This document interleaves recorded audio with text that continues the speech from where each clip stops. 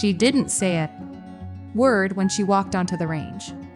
Tight-fitting jeans, a flannel shirt pulled snug over her frame, and that quiet, unreadable stare. The kind of woman most overlooked and some laughed at. Whispers followed, her like dust in the wind. She's in the wrong place. Probably never even held a gun. Just here to watch her boyfriend. But then she picked up the pistol. One shot. The sound cracked. Like lightning. Silence fell. Eyes widened.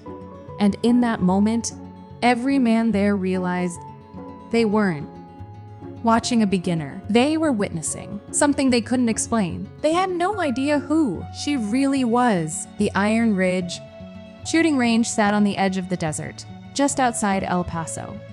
Dust curled around the boots of men loading their gear. The sun hadn't even reached its peak, but the heat was already humming against steel barrels and baked gravel. This wasn't a public beginner's course. It was Tuesday expert day, and that meant one thing: competition, camouflage, tactical, gloves, custom holsters, expensive gear that gleamed with pride more than function. Conversations buzzed with ballistics jargon and thinly veiled bragging. Each man there had something to prove to themselves and to each other. The targets were set further than usual. The stakes felt higher, even if no one said it out loud. Then a silver Camry pulled into the lot. It didn't match the lifted trucks or matty black SUVs lined along the fence. Neither did the woman who stepped out. Amelia Grace, no combat boots, no rifle slung over her shoulder. Just a pair of snug jeans, a fitted flannel, and calm eyes that scanned the scene like she'd been here before. But no one recognized her. Not yet. The parking lot buzzed with quiet snickers as Amelia stepped out of her car, her boots crunching softly over the gravel. No camouflage. No tactical vest. Just a woman in snug denim and a fitted flannel shirt, walking with purpose and grace. Just presence. And that made them uncomfortable. A few heads turned. Then came the whispers. Must be someone's girlfriend. Probably here for Instagram. From the corner, leaning against a gleaming black pickup, Travis Danner watched her with amusement. He wore flashy tactical gear, surrounded by a loyal circle of smirking men. Lost, sweetheart? Pilates down the road, he called out. Harsh laughter followed. Amelia didn't flinch. She simply walked to the check-in booth. I'm here for the advanced trial, she said, calm and even. The man behind the counter bill raised an eyebrow. You sure? This isn't for beginners. I'm sure, she replied, signing her name without explanation. She didn't need one, and that made them even more uneasy. 10 years ago, Amelia Grace was stationed in Kandahar. She wasn't loud. She wasn't flashy.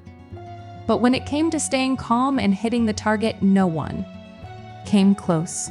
She started as a combat support specialist, but earned her place as a designated marksman. 3 tours, 2 in Afghanistan, 1 in Iraq. No medals on her. Whoa! Just a drawer of folded letters and a heart full of ghosts. Now back home, she didn't talk about her past. She just found peace where she could on the range. She wasn't here to impress anyone. She was here for one thing: control. Travis strutted by as Amelia loaded her rented Glock. Hope you know which way to point that thing, he smirked. Need help loading? Sweetheart? Marcus called out. She ignored them, calmly chambered around. The range returned to its rhythm. Pop. Crack. Echoes rolled across the desert. Amelia took her place at the far end. focused only on her breath, her grip, the wind. Travis, meanwhile, put on a show. Perfect form, dramatic flair. Then Amelia fired. 3 shots, 3 center hits. Silence, then forced. Laughter. Lucky grouping. Someone muttered. Maybe she practiced, Travis added louder than needed. But something was shifting, and they could feel it. Travis swaggered. Over. You think you're ready for the big leagues? He said, pointing toward a 100-yard steel plate. Hit that, and I'll eat my words. Bill looked uneasy.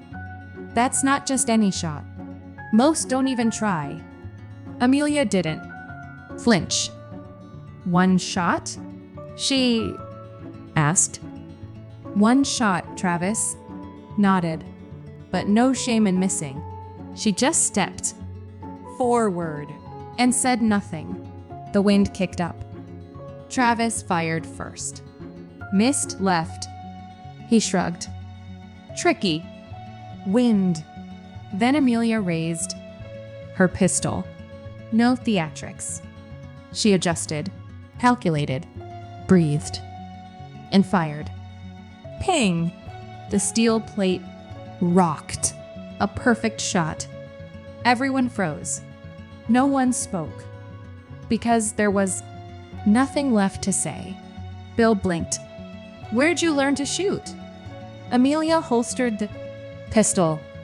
I didn't. I was trained. Military, Army, designated, marksman, 12 years. Travis staggered. Why didn't you say anything? She looked at him. Because you never asked. She walked back to her car, gravel crunching. Beneath her boots, Marcus lowered his phone. We just tried to teach a sniper. Bill corrected him, gently. Designated. Marksman. They don't talk. They don't show off. They just hit. Travis didn't say word. The plate still swung. So did his ego, because real skill doesn't wear a vest and shout. It walks in, silence, and lets the shot speak. Amelia didn't dress to impress. She didn't ask for attention. She earned it quietly. That day, the men didn't just learn about shooting. They learned about judgment. They learned about silence. They learned that real power never announces itself. It doesn't show off. It just shows up. So the next time you see someone who doesn't look the part, ask yourself, what story are you missing by judging the cover? Have you ever been underestimated because of how you looked? Share your story in the comments. We read them all. If Amelia inspired you, don't forget to like, share, and subscribe for more. Until next time, real strength doesn't speak. It just hits the mark.